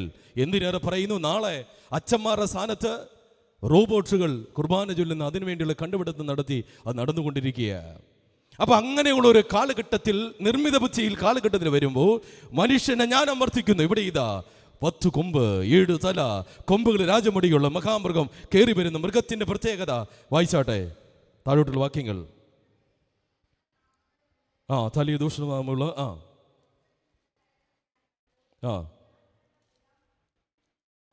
പുള്ളിപ്പുലിക്ക് സദൃശ്യം. എന്താ അർത്ഥം? അപ്പൊ ഒരു മഹാമൃഗം കയറി വരികയാ. അതിന്റെ പ്രത്യേകത പുള്ളിപ്പുലി പോലെ വളരെ റാപ്പിഡായിട്ട്, ദ്രുതഗതിയിൽ, ഒരു വേഗത്തിൽ ഒരു ഭരണം സംഭവിക്കാൻ പോകുകയാ. അന്തിക്രിസ്തുവിന്റെ ഭരണം. അതാ പറയുന്നത്, ഇന്നലെ രാത്രി ഞാൻ പറഞ്ഞത്, അത്തി തളർത്തു, വേനൽ അടുത്തു, അവൻ അടുക്കൽ വാതുക്കൽ. അപ്പൊ വേഗത്തിൽ ഒരു ഭരണം വരാൻ വേണ്ടി പോകുന്നു. അതാ പുള്ളിപ്പുലിക്ക് സദൃശ്യം. വായിച്ചാട്ടെ. കരടിയുടെ കാൽ. എന്താ അർത്ഥം? വെളിപ്പാട് പുസ്തകത്തിൽ മൊത്തം മർമ്മങ്ങളാ. കരടി, ക്രൂരമായൊരു ഭരണം വരാൻ പോകുകയാ. വായിച്ചാട്ടെ. പ്രീസലോ, സിംഹത്തിന്റെ അഹങ്കാരത്തോടെ, ഞാൻ ഭാവത്തോടെയുള്ള ഒരു വലിയ ഭരണം വരാൻ പോകുകയാ. മഹാസർപ്പം. ആ മൃഗത്തിന് 7 തല, 10 കൊമ്പ്, 10 കൊമ്പ് രാജമടികളെ മഹാമൃഗം, പുള്ളിപ്പുലി പോലെ, കരടി പോലെ, സിംഹത്തെ പോലെ, മഹാസർപ്പം. എന്താ അർത്ഥം? കൊടും വിഷമുള്ള, ഭയങ്കരമായ, ക്രൂരമായ, വേഗതയുള്ള, ഭയാനകമായ എതിർ ക്രിസ്തുവിന് ഭരണം വരാൻ പോകുന്നു. ആ മൃഗത്തിന്റെ സംഖ്യ ബുദ്ധിയുള്ളവൻ ഗണിക്കട്ടെ. എത്രയാ എതിർ ക്രിസ്തുവിന്റെ സംഖ്യ? എത്രയാ? 666. അതാ പറയുന്നത്, കൈത്തണ്ടിന്മേലോ നെറ്റിമേലോ മൃഗത്തിന്റെ സംഖ്യ. അപ്പൊ സഭ എടുക്കപ്പെട്ടാൽ അധർമ്മമൂർത്തി വ്യാപരിക്കാൻ വരികയാ. 7 വർഷം പീഡന കാലഘട്ടം ഉണ്ടാകും. രക്ഷിക്കപ്പെട്ടവർ മാത്രമേ എടുക്കപ്പെടത്തുള്ളൂ. ബാക്കിയുള്ളവർ ഈ 7 വർഷം പീഡന കാലഘട്ടം ഭൂമിയിൽ കാണും. അതുകൊണ്ട് പ്രധാനപ്പെട്ട 4 ചിപ്പുകൾ, മൈക്രോ, നാനോ, DNA, സിലിക്കോൺ, 4-5 ചിപ്പുകളുണ്ട് വ്യത്യസ്തമായ നിലകളിൽ. ATM കാർഡിൽ പോലും ഇന്ന് നമുക്കറിയാം ചിപ്പുണ്ട്. അപ്പോൾ മനുഷ്യ ശരീരത്തിൽ, മൃഗങ്ങളിലൊക്കെ, ഫോറസ്റ്റിലൊക്കെ ചിപ്പുകൾ വെച്ചിട്ടുണ്ട്. അപ്പോൾ നമ്മൾ ഓർക്കേണ്ട ഒരു കാര്യം, യോഹന്നാൻ എഴുതി വെച്ചൊരു കാര്യമാണ്, കൈത്തണ്ടിന്മേലോ നെറ്റിമേലോ ചിപ്പ്. പ്രൈസിൽ. എന്താ ഇതിന്റെ പ്രത്യേകത? നെറ്റിയുടെ പ്രത്യേകത എന്താ? നമ്മുടെ കൈത്തണ്ടിന്റെ പ്രത്യേകത എന്താ? ഒരു MBBS പഠിച്ചിട്ടില്ലാത്ത, ഒരു മെഡിക്കൽ കോളേജ് പഠനം നടത്താത്ത യോഹന്നാൻ നൂറ്റാണ്ടുകൾക്ക് മുമ്പ് എഴുതി വെച്ചിരിക്കുക അല്ലെ നെറ്റിയുടെ പ്രത്യേകത. നെറ്റിയാണ്. നമുക്കറിയാം, കോവിഡ് വന്ന സമയത്ത് അവിടെ സെക്രട്ടറി, കൈക്കാരന്മാരും ഒക്കെ നമുക്ക് പള്ളിയിലേക്ക് വരുമ്പോൾ തെർമൽ സ്കാനർ വെച്ച് കയറ്റി വെച്ചു. സാധാരണ എന്താ, പനിയുണ്ടോ നോക്കുന്ന നെറ്റിയില്ല. ഏറ്റവും ചൂടുള്ള പ്രതലമാണ്. ഒരാൾ മരിച്ചോ അതിൽ നിന്ന് പൾസ് അറിയുന്നത് കൈത്തണ്ടിലാണ്. അങ്ങനെയാണെങ്കിൽ യോഹന്നാൻ പറയുന്ന ഏറ്റവും ചൂടുള്ള പ്രതലത്തിലാണ് ഈ ചിപ്പ് വെക്കുന്നത്. പ്രിയമുള്ളവർ ഓർക്കുക, യേശു കർത്താവിനെ ആരാധിക്കുന്ന ദൈവമക്കൾ ഇന്ന് രാത്രി ഓർക്കണം, ഞാൻ രക്ഷിക്കപ്പെട്ടതാണോ? ഒത്തിരി ഇടത്തിൻ്റെ പേരുണ്ട് ദൈവമേ. യഥാർത്ഥമായി, വ്യക്തിപരമായി, പാപബോധത്തോടെ. അതിന് നമ്മുടെ വലിയ വലിയ പ്രാർത്ഥനക്കാരനായിരിക്കണമെന്നില്ല. വലിയ കുടുംബ പാരമ്പര്യം ഒന്നും തന്നെ വേണ്ട. ഒരുപക്ഷെ കടമായിരിക്കും, സ്വന്തമായൊരു വീട് പോലും കാണത്തില്ല. വേണ്ട. ഓർക്കുക, ലാസറേ, നീ കിടക്കുന്നത് ധനവാന്റെ പടിക്കലാണെങ്കിലും നിശ്ചതയിൽ അബ്രഹാമിന്റെ മടിയിലാണെങ്കിൽ അതാണ് ഭാഗ്യം. ഇവിടെ ഒരുപാട് സ്വത്തുകളുണ്ടെങ്കിലോ കിടക്കേണ്ടി വരുന്നത് ഒരു വർഷമെങ്കിൽ പല്ലുകടിയും വേദന നൊമ്പരമുള്ള ഇരുട്ടിലേക്കാണെങ്കിൽ അത് ഏറ്റവും വലിയ നൊമ്പരമാ. മറന്നു പോകരുത്. ഈ രാത്രി ഓർക്ക് ദൈവമേ, രക്ഷിക്കപ്പെട്ടവനായി തീരുവാൻ ദൈവകൃപയോടെ ആത്മനിറവോടെ നിൽക്കാൻ കഴിയുന്ന ഒരു ഉറപ്പാവേണ്ടത്. സഭ എടുക്കപ്പെടും. അവിടെ മധ്യാകാശത്തിൽ വെച്ചിരിക്കുന്ന ക്രിസ്തുവിൻ്റെ ന്യായാസനമുണ്ട്. 3 പ്രധാനപ്പെട്ട സിംഹാസനങ്ങളാണ്. ഇന്ന് ഞാൻ പറയാൻ ആഗ്രഹിക്കില്ല, സമയത്തിൻ്റെ പരവധി. എന്നാലും ഒറ്റക്കാലം ക്രിസ്തുവിൻ്റെ ന്യായാസനം. എന്താ അതിൻ്റെ പ്രത്യേകത? അത് കാണുന്നത് മധ്യാകാശത്തിലാണ്. മധ്യാകാശത്തിൽ ഈ ഭൂമിയിൽ നന്മ ചെയ്തവർക്ക്, സുവിശേഷം പ്രസംഗിച്ചവർക്ക്, ക്രിസ്തുവിനോട് അധ്വാനിച്ചവർക്ക് പ്രതിഫലം നൽകുന്ന സിംഹാസനമാണ് ക്രിസ്തുവിൻ്റെ ന്യായാസനം. Price the Lord. അത് മധ്യാകാശത്തിലാണുള്ളത്. ഇവിടെ നീ ദൈവനാമത്തെ ഉല്ലാസ പച്ചവെള്ളം നൽകിയാലോ നിനക്ക് പ്രതിഫലമുണ്ട്. അതുകൊണ്ട് ഭക്തൻ പറയുന്നത്, പേര് വിളിക്കും, നേരം കാണും, എൻ പേരും.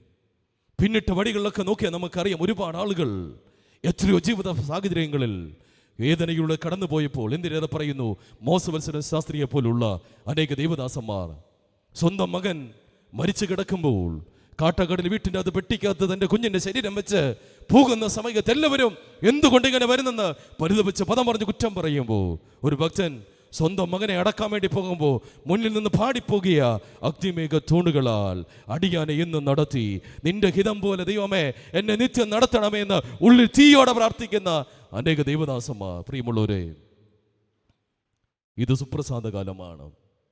കോടികുന്ന യാമത്തിൻ്റെ അവസാനത്തിൽ എത്തിയിരിക്കുമ്പോൾ നമ്മെ ചേർക്കാൻ വരുന്ന മേഘത്തിൽ രഹസ്യവരവെങ്കിൽ രക്ഷിക്കപ്പെടുന്ന മക്കൾ അവർ പറന്നുയരും. 7 വർഷ പീഡന കാലഘട്ടത്തെ മൂന്നരയാച്ചിരിക്കുന്നു. 2 സാക്ഷികൾ വരും.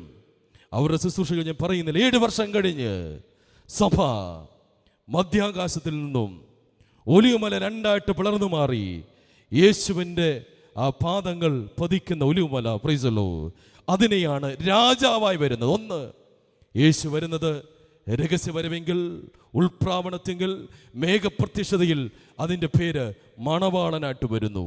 മണവാളൻ വരുന്നത് മണവാട്ടിയെ ചേർക്കാനാ, പ്രൈസ് ദി ലോർഡ്. നമ്മുടെ കുടുംബങ്ങളൊക്കെ അത്തരത്തിൽ ഈ ലോകത്ത് ജീവിക്കുന്ന സമയത്ത് പരസ്പരം സ്നേഹിക്കുവാനും കരുതുവാനും കരം കോർത്ത് പിടിക്കുവാനുള്ള ഒരുമിച്ച് പ്രാർത്ഥിക്കാനുള്ള അവസരങ്ങളാണ്. 7 വർഷ പീഡനം കഴിഞ്ഞ് 1000 ആണ്ട് വാഴ്ചയ്ക്ക് വേണ്ടി സഭയുമായി കർത്താവ് വരുന്നതാണ്. ഓർക്കേണ്ട കാര്യം, ആ വരുന്ന സമയത്ത് ഇന്ന് രാത്രിയിലും ഇവിടെ പ്രസംഗിച്ചു കൊണ്ടിരിക്കുമ്പോഴും ഇസ്രായേലിൻ്റെ മണ്ണിൽ ഒരു ഗേറ്റ് അടഞ്ഞു കിടപ്പുണ്ട്. അതിൻ്റെ പേര് കിഴക്കോട്ട് ദർശനമുള്ള ഗോൾഡൻ ഗേറ്റ്. ഇസ്രായേലിന് 8 കവാടങ്ങളാണ്. 500 വർഷമായി ഒരു വാതിൽ മാത്രം അടഞ്ഞു കിടക്കുകയാണ്. എന്തുകൊണ്ട് ആ വാതിൽ അടഞ്ഞു കിടക്കുന്നു? അതെപ്പം തുറക്കും? എൻ്റെ തീസിസൊക്കെ ഇസ്രായേലുമായി ബന്ധപ്പെട്ടാണ് എൻ്റെ പഠനത്തിലൊക്കെ നടത്തിയത്. എൻ്റെ കുടുംബ വർഷങ്ങളോളം ഇസ്രായേലിലായിരുന്നു. അപ്പോൾ നമ്മൾ ഓർക്കുന്ന ഒരു കിഴക്കോട്ട് ദർശനമുള്ള ഒരു ഗോൾഡൻ ഗേറ്റ് അടഞ്ഞു കിടക്കുന്നു. എന്താണ് പ്രത്യേകത? 1983 സ്റ്റീഫൻ ഫ്ലെമിംഗ് എന്ന് പറയുന്ന ഒരാൾ ആർക്കിയോളജിക്കൽ ഡിപ്പാർട്ട്മെന്റിൽ മനുഷ്യൻ ഇതിനെക്കുറിച്ച് പഠനം നടത്തിയിട്ടുണ്ട്. അതിനെക്കുറിച്ചുള്ള റിവ്യൂസ് ഒക്കെ കിടപ്പുണ്ട്, നോക്കണം. ഗോൾഡൻ ഗേറ്റ് എന്ന് തുറക്കപ്പെടും. എന്തുകൊണ്ട് അടഞ്ഞു കിടക്കുന്നു? വായിക്കാം. യെഹെസ്കേൽ പ്രവചനം 44 അധ്യായം 1 മുതൽ വാക്യങ്ങൾ വളരെ പെട്ടെന്ന് വായിച്ചാൽ. യെഹെസ്കേൽ പ്രവചനം 44 അധ്യായം 1 മുതൽ വാക്യങ്ങൾ. ഇത് നിങ്ങൾക്ക് പെട്ടെന്ന് മനസ്സിലാക്കാൻ വേണ്ടി നിങ്ങളുടെ കയ്യിലുള്ള വേദപുസ്തകത്തിലെ കാര്യങ്ങളാണെന്ന് ഓർപ്പിക്കാൻ വേണ്ടി ഞാൻ സൂചിപ്പിക്കുന്നത്. വായിച്ചാൽ യെഹെസ്കേൽ പ്രവചനം 44 അധ്യായം 1 വാക്യം 1 മുതൽ വാക്യങ്ങൾ. കിഴക്കോട്ട് ദർശനമുള്ള നടത്തുക. എന്നാൽ അത് അടച്ചിരുന്നു. Price the Lord. അപ്പോൾ യഹോവ എന്നോട് അരുളി ചെയ്തത്, ശ്രദ്ധിച്ച് കേൾക്കണം, ഈ ഗോപുരം തുറക്കാതെ അടച്ചിരിക്കണം. ആരും അതിൽ കൂടെ കടക്കരുത്. ഇസ്രായേലിന്റെ ദൈവമായ യഹോവ അതിൽ കൂടെ അകത്ത് കടന്നതുകൊണ്ട്, പ്രൈസ് ദി ലോർഡ്, അതാണ് കാര്യം. ഇസ്രായേലിന്റെ ദൈവമായ യഹോവ അതിൽ കൂടെ കടന്നതുകൊണ്ട് തുറക്കാതെ അടച്ചിരിക്കണം. ഈ ഗോൾഡൻ ഗേറ്റിന് മറ്റൊരു പേരുണ്ട്. അതാണ് ആട്ടുവാതുക്കൽ എന്ന പേര്. യോഹന്നാൻ സുവിശേഷം 5 അധ്യായത്തിൽ കാണാം ആട്ടുവാതുക്കൽ. എന്താ ഈ പേര് വന്നത്? യാഗത്തിന് വേണ്ടി ആടുകളെ കൊണ്ടുപോയിരുന്ന വാതിലിന്റെ പേരാണ് ആട്ടുവാതുക്കൽ. ദേവാലയത്തിൽ കൊണ്ട് യാഗം കഴിക്കാൻ വേണ്ടി ആടുകളെ കൊണ്ടുപോയി വാതിലിന്റെ പേരാ ആട്ടുവാതുക്കൽ. ഏറ്റവും അവസാനം ഇതിലൂടെ കടന്നുപോയത് ആരാ? ഗത്സമന പൂങ്കാവനത്തിൽ കരയുന്നതിന് മുമ്പ്, ഒലിവുമലയിലേക്ക് യാത്ര ചെയ്യുന്നതിന് മുമ്പ് നമുക്കറിയാം, ഹോസന്ന തിരുനാളിൽ ബഥാനിൽ ഒരു യാത്ര പുറപ്പെട്ട കർത്താവ് കഴുതമേൽ വാഹനമേറി വരുന്ന സമയത്ത് ശിഷ്യന്മാർ ഒരുമിച്ച് വിളിച്ചു പറയുന്നു, സിയോൻ പുത്രിയെ ഉച്ചത്തിൽ ഘോഷിക്കുക, ഒരുമിച്ച് ആർപ്പിടുകയാ, ഇതാ നിന്റെ രാജാവ് കഴുതക്കുട്ടിയുടെ പുറത്ത്, പെൺകഴുതക്കുട്ടിയുടെ പുറത്ത് കയറി വാഹനമേറി വരികയാ.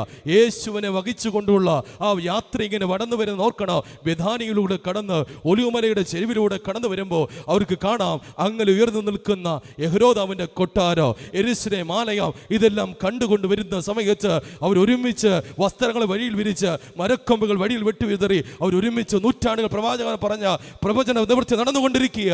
വിളിച്ചു പറഞ്ഞ് അവർ സന്തോഷത്തോടെ യേശുവിനെ ആനയിച്ചു വരികയാ.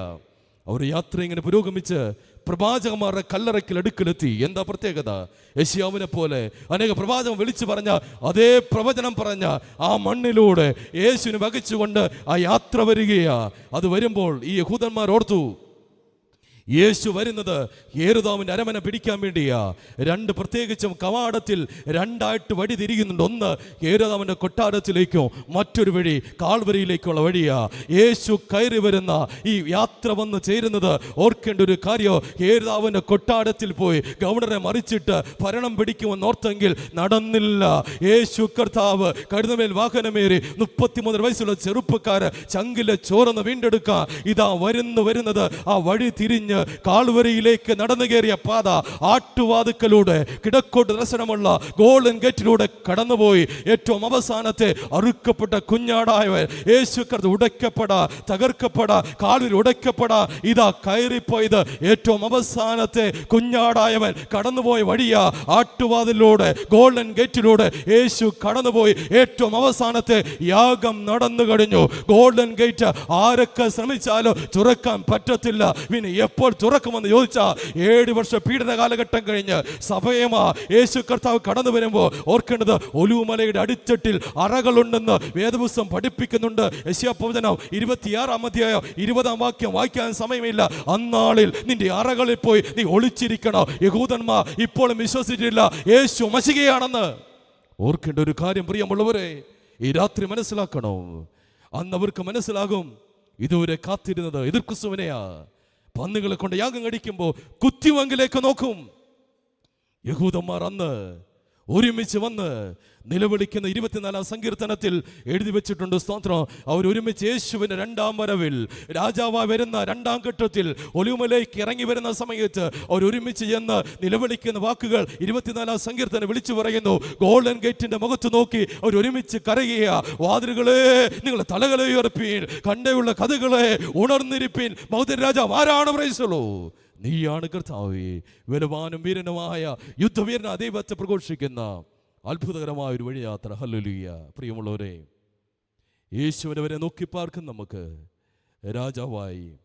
യേശു വരുന്ന അതിനു മുമ്പേ തന്നെ കർത്താവ് രഹസ്യ വരവെങ്കിൽ മണവാളനായിരിക്കുന്ന സമയത്ത് ദൈവകരങ്ങളിലേക്ക് സമർപ്പിക്കപ്പെടുവാൻ നമുക്ക് കഴിയുമ്പോഴാണ് ജീവിതം ഏറ്റവും അനുഗ്രഹമായി തീരുന്നത്. ഈ രാത്രിയിൽ ഒത്തിരി നാളുകളായി പലവിധ ഇടങ്ങളിലൂടെ നമ്മൾ യാത്ര ചെയ്തുകൊണ്ടിരിക്കുക. നമ്മുടെ ഉള്ളത്തിൽ മറ്റാരെക്കാളും നമ്മെ അറിയുന്നൊരു ദൈവമുണ്ട്. ഇനി ഞാൻ പറയട്ടെ, ആരും നമ്മുടെ കൂടെ ഇല്ലെങ്കിലും പ്രാർത്ഥിക്കുന്നവനാണെങ്കിൽ, ദൈവത്തോട് കൂടെ യാത്ര ചെയ്യുന്നവനാണെങ്കിൽ നമ്മുടെ നൊമ്പരങ്ങൾ അറിയുന്ന ഒരു കർത്താവുണ്ട്. സാധു കൊച്ചുഞ്ഞുപദേശിയുടെ അനുഭവം ഞാൻ പറയാം. മൂത്താംപ്ലാക്കൽ കൊച്ചുഞ്ഞുപദേശി ഒരുപാട് ക്രിസ്തീയ ഗാനങ്ങൾ എഴുതിയ ഭക്തനായൊരു മനുഷ്യൻ. പലപ്പോഴും പട്ടിണിയാണ്. തൻ്റെ കുഞ്ഞുങ്ങൾക്ക് പോലും നല്ല ആഹാരം കൊടുക്കാൻ സാധിക്കുന്നില്ല. അങ്ങനെ ഇരിക്കുമ്പോൾ തൻ്റെ വീടിൻ്റെ അടുത്ത് ഒരു വലിയ പണക്കാരൻ്റെ വീട്ടിൽ ഒരു കല്യാണം നടക്കുകയാണ്. ഉപദേശിച്ച തൻ്റെ മക്കളോട് പറഞ്ഞു, മക്കളെ, ഈ കല്യാണത്തിന് നമ്മളെ വിളിക്കും. ഒരു നേരമെങ്കിലും നല്ലൊരു ആഹാരം എൻ്റെ കുഞ്ഞുങ്ങൾക്ക് മേടിച്ചു തരാം. മക്കളെല്ലാം വളരെ സന്തോഷത്തോടെ ഇരിക്കുക, ശോമയിൽ ഉൾപ്പെടെ. കല്യാണ ദിവസം ഇങ്ങനെ അടുത്തെടുത്ത് വരുന്നു. ആരും കൊച്ചുഞ്ഞുദേശി വീട്ടിലേക്ക് കല്യാണം വിളിക്കാൻ വന്നില്ല. ഇതിനോട് ചേർത്ത് ഞാനൊരു ചോദ്യം ചോദിക്കട്ടെ. നമ്മുടെ വീട്ടിൽ ഒരു വിരുന്ന് നടത്തിയാൽ നമ്മൾ വിളിക്കുന്ന ആരെയാണ്? നമ്മൾ കൊടുക്കുന്നേക്കാൾ വിരുന്ന് നന്നായിട്ട് തിരിച്ചു തരാൻ പറ്റുന്നവരെയല്ലേ? എൻ്റെ വീട്ടിലെ കല്യാണത്തിൽ ബിഷപ്പുമാർ, അച്ഛന്മാർ, മന്ത്രിമാർ പങ്കെടുത്തെന്ന് പറയുമ്പോൾ നമ്മൾ ക്ഷണിക്കുന്ന ആരെയാണ്? കല്യാണ ദിവസം ഇങ്ങ് അടുത്തായി. മക്കൾ ചോദിച്ചപ്പാ നമ്മൾ വിളിച്ചില്ലല്ലോ. നമ്മുടെ വീട് ഏറ്റവും അടുത്തായതുകൊണ്ട് ഏറ്റവും അവസാനം വിളിക്കാൻ വേണ്ടിയിരിക്കുക. നമ്മൾ ഉറപ്പായിട്ടും വിളിക്കും. ഉപദേശിച്ച കുഞ്ഞുങ്ങളോട് പറയുക, ഉറപ്പായിട്ടും വിളിക്കും. ഉപദേശിച്ച വീട്ടിലേക്ക് ആരും കല്യാണം വിളിക്കാൻ വന്നില്ല. പിറ്റേ ദിവസം ആഡംബരപൂർവമായൊരു കല്യാണം കൺമുമ്പിൽ, കയ്യെത്തും ദൂരത്ത്, തൊട്ടരികിൽ നടക്കുക. ചാണകം മെഴുകിയ തറയിൽ തൻ്റെ കുഞ്ഞുങ്ങൾ വിശന്നൊട്ടിയ വയറോടെ ഭക്തനായ ഉപദേശിയുടെ മക്കൾ കല്യാണ പന്തലിലേക്ക് നോക്കി കൊതിയോടിരിക്കുന്നു. ചങ്കു തകരുന്ന വേദനയിൽ ഭക്തൻ അകത്തേക്ക് പോയി. അന്ന് അവർക്ക് കൊടുക്കാനുള്ള ആഹാരമില്ല വീട്ടിൽ. സുവിശേഷം പ്രസംഗിക്കുന്ന കൊച്ചുഞ്ഞു ഉപദേശി, കേരളം കണ്ട ഏറ്റവും വലിയ സുവിശേഷകൻ, തൊട്ടു മുമ്പിൽ ഒരു കല്യാണം നടക്കുമ്പോൾ തൻ്റെ സ്വന്തം കുഞ്ഞുങ്ങൾ വിശന്നൊട്ടൊറിയോടെ, കൊതിയോടെ, വേദനയോടെ, നൊമ്പരത്തോടെ ആ കല്യാണ പന്തലിൽ നോക്കിയിരിക്കുമ്പോൾ ഒത്തിരി ആളുകൾ വന്ന് ഭക്ഷണം കഴിച്ചുകൊണ്ടിരിക്കുക. പ്രിയപ്പെട്ടവരെ, അകത്ത് മുറിയിൽ ഭക്തൻ മുട്ടുമേ നിന്ന് പ്രൈസലോ. അകത്തെ മുറിയിൽ ഉപദേശി മുഴങ്കാൽ മടക്കി കരയാൻ തുടങ്ങി. കയ്യത്ത് ദൂരത്ത്, കൈ ഒരു പക്ഷേ കൺമുമ്പിൽ ഒരു കല്യാണത്തെ തന്റെ മക്കളെ ഉപദേശിയായതുകൊണ്ട്, പണമില്ലാത്തത് കൊണ്ട് പാവപ്പെട്ട അവനെ വിളിക്കാതിരിക്കാൻ അനുഭവത്തിൽ പ്രാർത്ഥനാ മുറിയിൽ മുഴങ്കാൽ മടക്കി കരഞ്ഞുകൊണ്ടിരിക്കുക. ഉപദേശിയുടെ വീട് ഒരു കായൽക്കരയില. അകലെ നിന്നൊരു വള്ളം വരുന്നുണ്ട്. പ്രൈസലോ. അകലെ നിന്നൊരു വള്ളം പറഞ്ഞുകൊണ്ട് ഒരാൾ വിളിച്ചു ചോദിക്കുന്നു, മൂത്താമ്പിളാക്കൽ ഉപദേശിയുടെ വീട് എവിടെ നിന്ന് ചോദിച്ചുകൊണ്ട് ഒരു വള്ളം തുഴഞ്ഞൊരു മനുഷ്യൻ എങ്ങനെ ആ വീട്ടിലേക്ക് വരികയെ. അകത്തെ മുറിയിൽ ഭക്തനാ മനുഷ്യൻ പ്രാർത്ഥിച്ചു തുടങ്ങുമ്പോൾ മക്കൾ നോക്കുന്ന സമയത്ത് വിളിച്ചു ചോദിക്കുക, ഉപദേശിയുടെ വീട് എവിടെയാന്ന് ചോദിച്ച് ഒരു വള്ളം തുഴഞ്ഞ് ഉപദേശിയുടെ പടിക്കൽ വള്ളമെടുത്ത് കിടക്കുന്നു. ഉപദേശി എന്ന് വിളി കേട്ടു. ഉപദേശി മക്കളോട് പറഞ്ഞ്, ആരെങ്കിലും പ്രാർത്ഥിക്കാമെന്നതാണെങ്കിൽ ഒന്നാട്ട് ഒത്തിരി പേര് പ്രാർത്ഥിക്കാൻ വരൂ. അവിടെ നിൽക്കുന്ന ഇസ്ലാം സഹോദരൻ കൊച്ചു ഉപദേശിയോട് പറഞ്ഞു, ഉപദേശിയെ പ്രാർത്ഥിക്കാമെന്നതല്ല കേട്ടോ, എൻ്റെ കൂടെ ഇറങ്ങി വാ. കായൽക്കരയിൽ ഒരു വള്ളം അടുത്ത് കിടപ്പുണ്ട്. പ്രൈസലോ. ആ വള്ളത്തിൻ്റെ അകത്ത് നിറച്ചും ഉപദേശിക്കുള്ള ഭക്ഷണ സാധനങ്ങളുമാ ഞാൻ വന്നിരിക്കുക. ദൈവത്തിൻ്റെ കരുതലിതാ. ഉപദേശിയോട് പറയുക, കായൽ കരയിൽ വള്ളമടുത്ത് കിടപ്പുണ്ട്, അതിൻ്റെ അകത്ത് നിറച്ചു ഉപദേശിക്കുള്ള ഭക്ഷണമായി വന്നിരിക്കുക. ഇത് രാത്രി പ്രാർത്ഥിക്കുന്ന ദൈവം ഇതല്ലേ, ഞാൻ നിന്നോട് പറയട്ടെ, നിന്നെ അറിയേണ്ടവർ നിന്നെ അറിയാതിരിക്കുമ്പോൾ, നിന്നെ വിളിക്കാതിരിക്കുമ്പോൾ, നല്ല വാക്ക് പറഞ്ഞ പറയാതിരിക്കുമ്പോൾ പ്രാർത്ഥിക്കുന്ന ഭക്തനാണെങ്കിൽ ഒരു പ്രാവ് പോലെ ആരും അറിയാതെ നീ കരഞ്ഞ നിന്റെ പ്രാർത്ഥനാ മുറിയിൽ ദൈവത്തിന്റെ ശക്തി വെളിപ്പെട്ട് വരും. ആരും നിന്റെ കൂടെ ഇല്ലെങ്കിലോ, ആരും നിന്നെ സഹായിച്ചില്ലെങ്കിലോ, സാരമില്ലെന്ന് പറയാൻ ആരുമില്ലെങ്കിലോ, സാരമില്ലാത്ത കാര്യം സാരമുണ്ടെന്ന് പറയാൻ ഒത്തിരി ആളുകളുണ്ടെങ്കിലോ, ഇന്ന് രാത്രി ഓർത്തുകൊള്ളുക, ആ ജീവിതത്തിന്റെ നൊമ്പരങ്ങളിൽ ഉപദേശി ആ ജീവിതത്തിന്റെ സഹനങ്ങളിൽ എഴുതിയ പാട്ടുപാടാൻ സമയമില്ലല്ലോ. കല്യാണശാലയിൽ എന്നെ വിളിച്ചെൻ്റെ സന്താവമെല്ലാം തീർത്തിയിടുന്ന ആ ജീവിതത്തിന്റെ നൊമ്പരങ്ങളിൽ ഭക്തൻ എഴുതി വെക്കുക, കല്യാണശാലയിൽ എന്നെ വിളിച്ചെൻ്റെ സന്താവം തീർക്കുന്ന ഒരു ദൈവമുണ്ട്. പ്രൈസലോ. ആ ദൈവത്തെ ആരാധിക്കാൻ വന്നിരിക്കുന്നത് ആർക്കും നമ്മുടെ ഹൃദയത്തെ അറിയത്തില്ല. എന്നാൽ ഇന്ന് രാത്രി ഓർക്കുക, വെളിപ്പാട് പുസ്തകം നൽകുന്ന ഏറ്റവും വലിയ സന്ദേശം ഏതാണെന്നറിയാമോ? നിന്റെ കണ്ണിലെ കണ്ണുനീരെല്ലാം തുടച്ചു കളയും. നിരുവേദനകളെല്ലാം മാറ്റുന്നൊരു കർത്താവ്. ഒരു പക്ഷേ ഇവിടെ സമാധാനം കാണില്ല, കടുകടുന്ന വിഷയങ്ങൾ ജീവിതത്തിൽ കാണും, ജീവിത നൊമ്പരങ്ങളിൽ കടന്നു പോകുകയായിരിക്കും. പക്ഷെ നിന്റെ പ്രാർത്ഥന കേൾക്കുന്നൊരു ദൈവമുണ്ട്, നിന്നെ കരം പിടിക്കുന്നൊരു കർത്താവുണ്ട്, നിന്റെ മാറോടണയ്ക്കൊരു ദൈവമാണ്. ആ ദൈവസനില്ല വന്നിരിക്കുന്നത്. ഇന്ന് രാത്രി ഈ 2 ദിവസങ്ങളായി നമ്മുടെ ജീവിതത്തോട് ഇടപെട്ടുകൊണ്ട് സംവദിച്ചു കൊണ്ടിരുന്നത് 4 യാമങ്ങളാ. ഇനി പൂർണ്ണമായിട്ട് എത്തുവാൻ കഴിഞ്ഞില്ലെങ്കിൽ ഞാൻ ഇവിടെ നിർത്താൻ ആഗ്രഹിക്കുക. രക്ഷിക്കപ്പെട്ടവനാണെങ്കിൽ, പ്രാർത്ഥിക്കുന്നവനാണെങ്കിൽ, ആരും നിന്റെ കൂടെ ഇല്ലെങ്കിലോ നിന്നെ അറിയുന്നൊരു ദൈവമുണ്ട്. അച്ഛൻ ഇവിടെ നിൽക്കുന്നത് ഒരു മനുഷ്യൻ ഉയർത്തിയത് കൊണ്ടല്ല. എൻ്റെ അമ്മയ്ക്ക് കഴിഞ്ഞ വർഷങ്ങളിൽ ബ്രെയിൻ ട്യൂമർ വന്ന് വളരെ പ്രയാസപ്പെട്ട് സർജറിക്ക് വേണ്ടി പോകുന്ന സമയത്ത് ഡോക്ടർമാർ എന്നോട് പറഞ്ഞ കാര്യം അടച്ചാ, സർജറി ചെയ്താൽ അമ്മ പിന്നെ എഴുന്നേറ്റ് നടക്കത്തില്ല, ഒരു സൈഡ് തളർന്നു പോകും, കണ്ണിൻ്റെ കാഴ്ച നഷ്ടപ്പെടും, അവിടെ തല ഓപ്പൺ സർജറിക്ക് റെഡിയാകുക, ഓപ്പറേഷൻ ചെയ്യാതിരിക്കാനും പറ്റത്തില്ല. ജീവിതത്തിൻ്റെ കനൽവെടിയിലൂടെ കടന്നു പോകുക. കോവിഡിൻ്റെ സമയത്താണ് യൂട്യൂബിൽ പ്രസംഗിക്കാൻ തുടങ്ങിയത്. അമ്മയുടെ ഓപ്പറേഷൻ കഴിയുന്ന സമയത്ത് ഞാൻ അന്ന് പ്രസംഗിച്ചത് യൂട്യൂബിൽ കിടപ്പുണ്ട്. തീയുടെ ചൂട് വർദ്ധിക്കുന്നുണ്ട് തമ്പുരാനെ, 4-മൻ ഇറങ്ങാൻ സമയമായി എന്നറിയുക. 4-മനായി ഇറങ്ങുന്നൊരു തമ്പുരാൻ. ഓർക്കേണ്ടത് കാര്യമോ, ഓപ്പറേഷൻ എൻ്റെ ഡോക്ടർ പറഞ്ഞ് എനിക്ക് മാത്രമേ അറിയത്തുള്ളൂ. ഞാൻ പ്രത്യേകിച്ച് വന്ന സമയം അമ്മയുടെ തലയെല്ലാം മൊട്ടയിടിച്ച് പെട്ടെന്ന് അവിടെ ICUലേക്ക് കൊണ്ടുപോയി. പോകുന്ന സമയത്ത് അമ്മയ്ക്ക് അറിയത്ത്, അതുവരെ ഞാൻ കാര്യങ്ങളൊന്നും പറഞ്ഞിട്ടില്ല, എനിക്ക് മാത്രമേ എന്താ സംഭവിക്കാൻ പോകുന്നത് അറിയത്തുള്ളൂ. ഡോക്ടർമാർ സർജറിക്ക് വേണ്ടി പോയി.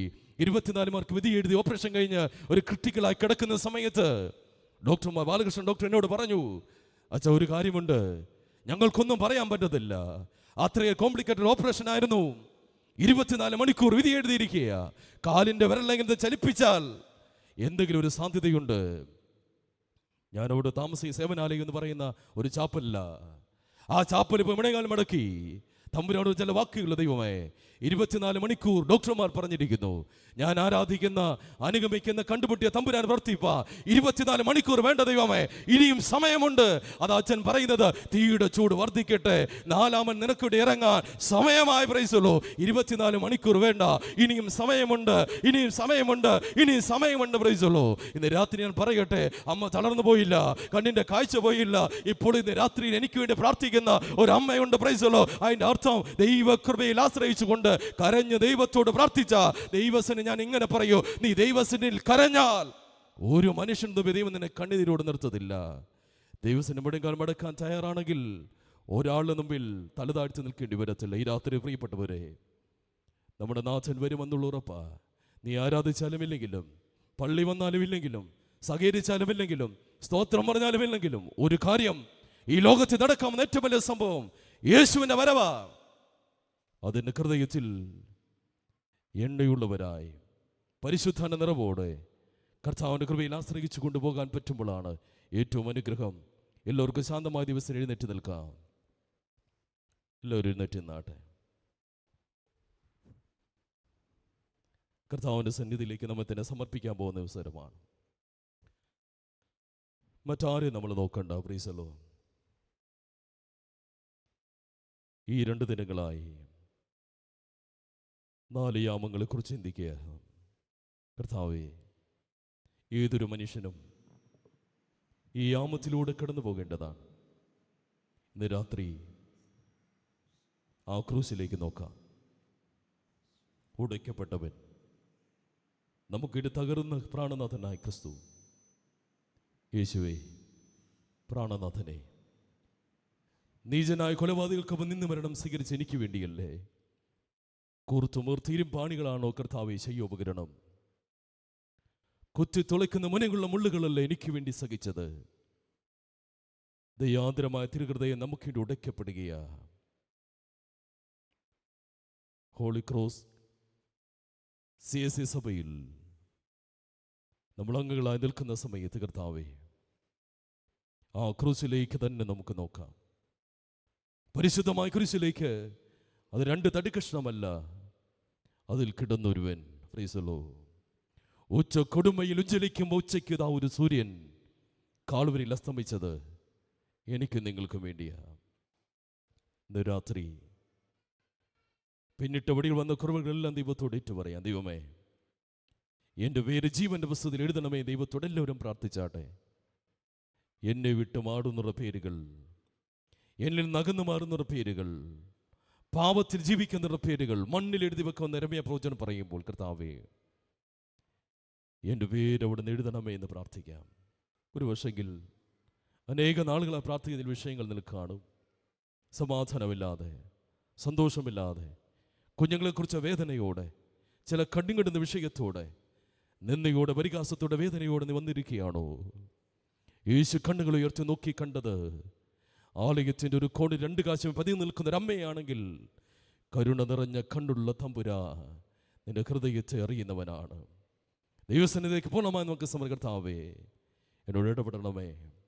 കുഴിക്കപ്പുറം എനിക്കൊരു ജീവിതമുണ്ട് കർത്താവേ. രാത്രി മരിച്ചാലും പ്രത്യാശയോടുകൂടെ ഒരിക്കലും ഒരു നാളെ മരണമേ നിന്റെ ജയം എവിടെയെന്ന് ചോദിക്കുന്ന മരണമേ നിമിഷമുള്ളവനെ ആർജവത്തോടെ, ഒരു പുത്തൻ അഭിഷേകത്തോടെ, ദൈവകൃപയുടെ കർത്താവേ ചലിക്കുന്ന സ്ഥലപ്രാണി ജീവിച്ച് നിൽക്കുന്ന ദൈവകൃപ നൽകണമെന്ന് ദൈവത്തോട് പ്രാർത്ഥിക്കാം.